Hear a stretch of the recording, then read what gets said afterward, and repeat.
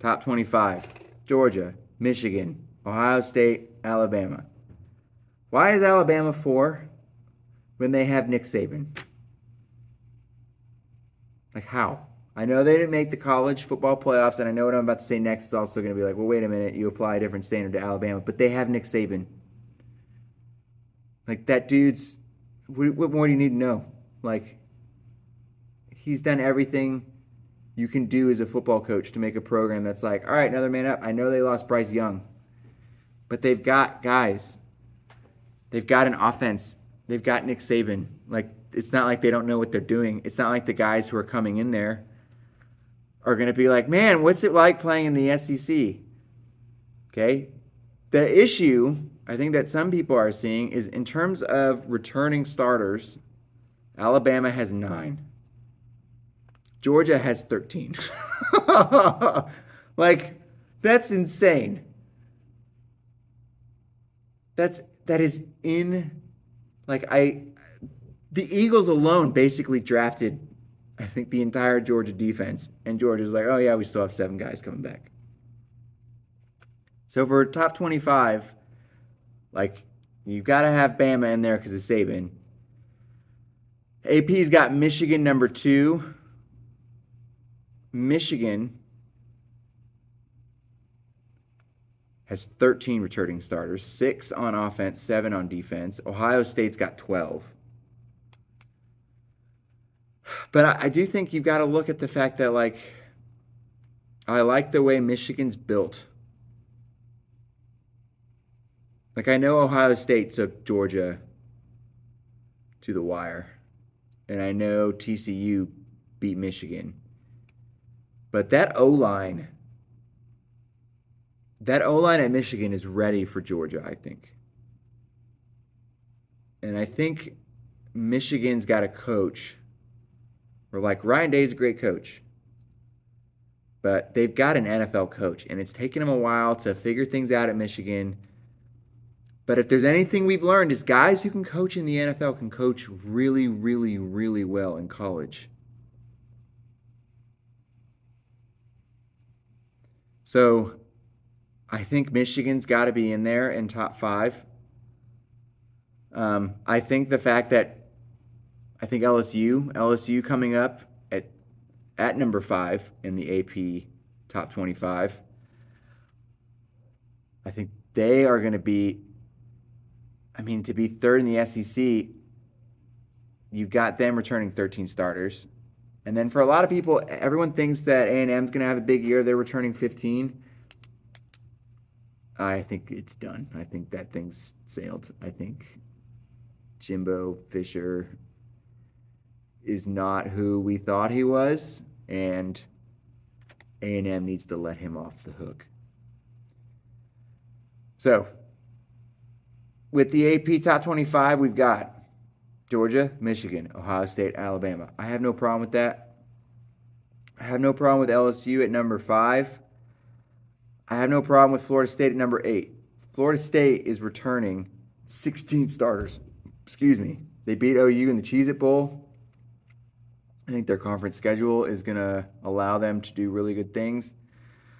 When we talk about rounding out the top 10, we've got Clemson, and then we've got Washington. And here's what really, first of all, I don't know why anyone goes past number 10.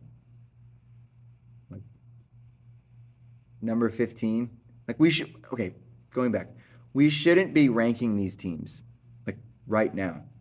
Like, we don't know how they're going to perform.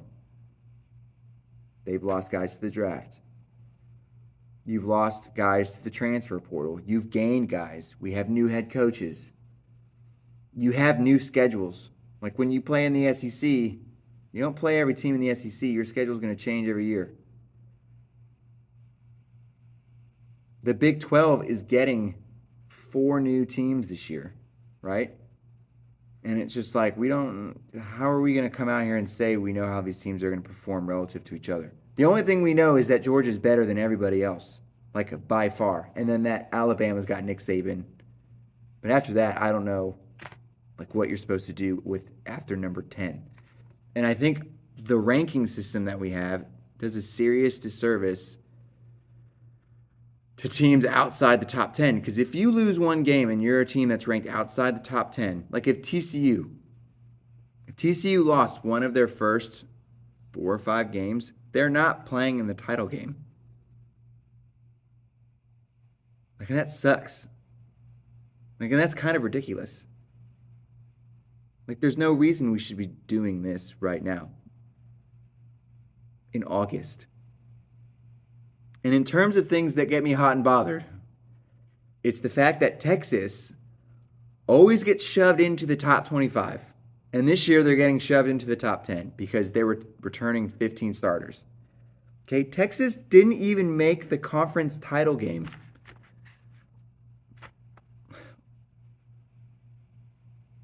Think about that. And they're a top 10 team.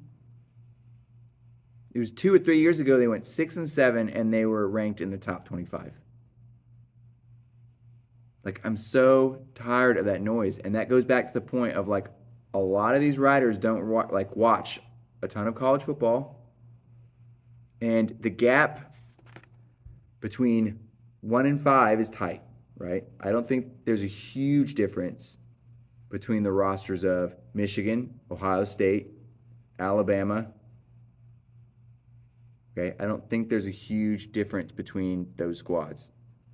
Okay, but once you get to 7, Penn State, Florida State, like there's a gap. Like again, Florida State barely beat Oklahoma, a down Oklahoma team last year, and people have got them number 8. Clemson was not great last year. They're number 9. Like, why are we ranking them? Like, I don't get it. Conference title winners. Let's look at conference titles. Because again, like this is okay. Clemson, they did win 39-10 against North Carolina. Utah, 47-24 against USC.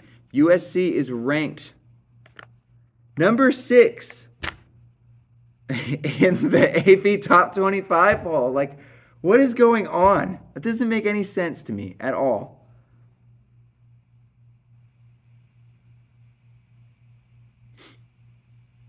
Georgia versus LSU, 50-30. Michigan beating Purdue. And Ohio State, I think, is an exception. Ohio State doesn't make the title game. Ohio State, Michigan was a play-in game. Fine. Okay? Kansas State. I don't see Kansas State ranked in any top 25. They won the Big 12. They beat TCU. I stand corrected. So they're 16. So top 10. TCU 17. Again, make that make sense to me.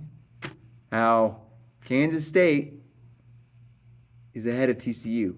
I know they lost guys, but they also gained a crap ton of guys in the portal. A&M, with all the returning starters are 23, and then Tulane and Iowa are rounding out the bottom. All right, so for my top 10, because I'm not doing top 25, Georgia, Bama, Nick Saban.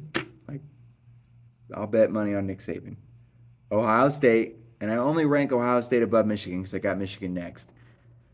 Dude, if you're at Ohio State, you got to be pissed. And Ryan Day, like, that fan base, I don't know if, like, I respect the fact that they're mad that he's lost to Michigan in 2 years. Because I'm kind of like, that's how this works. That's why it's called a rivalry. You know, you're going to lose sometimes. But if that guy loses again to Michigan, he may lose his job. Which is insane. Like, absolutely insane. Ohio State fans, if you want to know what happens when you fire your coach for stupid reasons, look at Texas. When they fired Mac Brown. Like, yeah, they were going 8-4 and 7-5. And then what happened? You hire a guy like Charlie Strong, who, Lord knows where he's coaching now. Like, you become irrelevant for almost a decade. So if you want to fire him for losing to Michigan, go for it. Okay, so Georgia, Alabama, Ohio State, Michigan, LSU, which I think Brian Kelly's a great coach. Like, you look at what he did at Notre Dame, you look at what he did at Cincinnati. Like, he doesn't have bad years. He has years where like he doesn't meet expectations that are high, but he doesn't like his floor is super high. And then you add in the athletes that Louisiana and LSU like just pump out, and I think I think they're going to do really well this year. You know, you got to run into Bama, but the one thing where I'm pushing back against people just on principle is Utah. I think Utah is going to be out for blood this year. And the way they just manhandled USC twice, I think they're just like these dudes. First of all, they've got the Tongans, those big, bad Polynesian dudes, because there's like Polynesian enclaves all around Utah. You've got some Mormons who are like 25. And I know everyone's like, whoa, whoa, whoa, bro. Their quarterback is Cameron Rising. He's 24. He's on his 6th year. So this is not like, I'm like, whoa, bro, what do you think? Like, they've got like men. They have men. Again, when we opened and we were like, hey, you know what makes college football fun? Guys between the ages of 18 and 22. Because you don't know what they're going to do. By the time a dude hits like 25, sorry, I'm about to sneeze. I think I'm avoiding it. Excuse me. By the time a dude hits 25 years old, like, car companies are finally giving him insurance. Car companies are finally allowing him to rent a car. Right? He's now finally mature enough, and I say women, but I think the reason why they have it is I know it's 25 for everyone, is because dudes are morons. Like, we're really dumb. But after we graduate, we get a job, we have to work full time, like we get a little more frontal cortex development. We can start doing things like grown adults and not like a bunch of chimpanzees running around. And Utah has like this mentality that is cutthroat and tough and gritty and grinding. And then they have grown men and Heisman candidates. Cameron Rising was a Heisman candidate last year. So I have Utah, I think Utah's going to do well. And part of this is, here's my shot, because I'm not going to be bitter about this at all, is Lincoln Riley is soft. And that defense is soft. There's a reason why he went to the Pac-4 now. There's a reason why they didn't consult Lincoln Riley when they were going to the Big 10 or Big 16, whatever they're calling it. And that was highlighted in the title game. When they were up at half. And they got demolished 47-24. I went to bed thinking, man, like they're going to win the title game in Lincoln Riley's first year. And you wake up and it was like a miracle. And go watch those highlights. If you have not seen that game, because that game was like on a Friday night, and I don't think a lot of people really cared about it. Go watch the highlights of that game. Because you see a defense that's just tired, and they're like, oh, the offense is going to bail us out. As someone who watched Lincoln Riley coach, like, that's the MO, is we're just going to score more points, and we're just going to play prevent, and, like, we're not going to hit too hard. It's just soft. The whole thing is soft. And again, like, this is why I don't like the fact that a lot of people have USC as 6, and Utah is 14. Think about that. Like, again, why are we doing this? Why? Why is that? Let's look at how many people they're bringing back. Pull this up right here.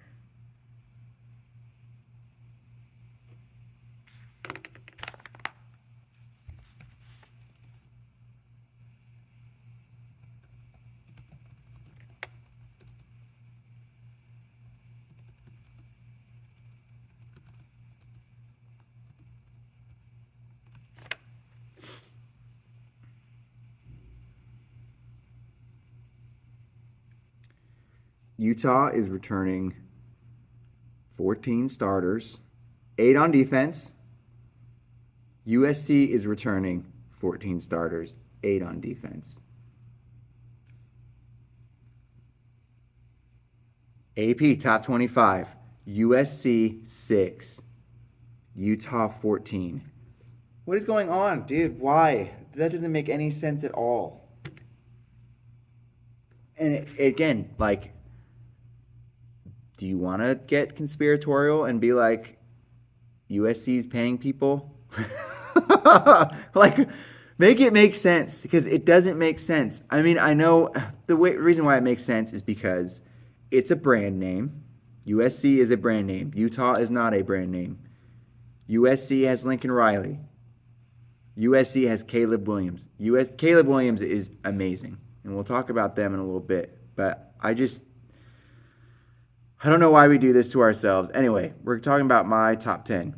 LSU 6, Utah, because they should be there. They deserve to be there. They won their title game. They beat USC twice. I don't know why they're ranked so low. 7, Florida State. They're returning a lot of starters. They've got a quarterback. They've got a coach. I think they're going to do really well. 8 is USC. 9, Penn State. Penn State is returning 14 starters. I think Ohio State and Michigan are going to beat him, but I think they're going to do well. And finally, Clemson. Like, I think Dabo Swinney had a down year for the first time in like a long, long time. Like, I really like, dude, what's going on? And that happens, like, to everyone. That happens to Nick Saban as much as I want to be like, yo, bro, like, what's going on? I think Clemson is going to rebound this year. So top 10, Georgia, Bama, Ohio State, Michigan, LSU, Utah, Florida State, USC, Penn State, Clemson. All right, now that I have put that out there, in 3 months, I will look like a complete moron. As will the Associated Press. As will, we don't know. That's the point. Go back and look, right? It's just like when they look at recruiting. We'll talk about that maybe when recruiting comes around. Okay, so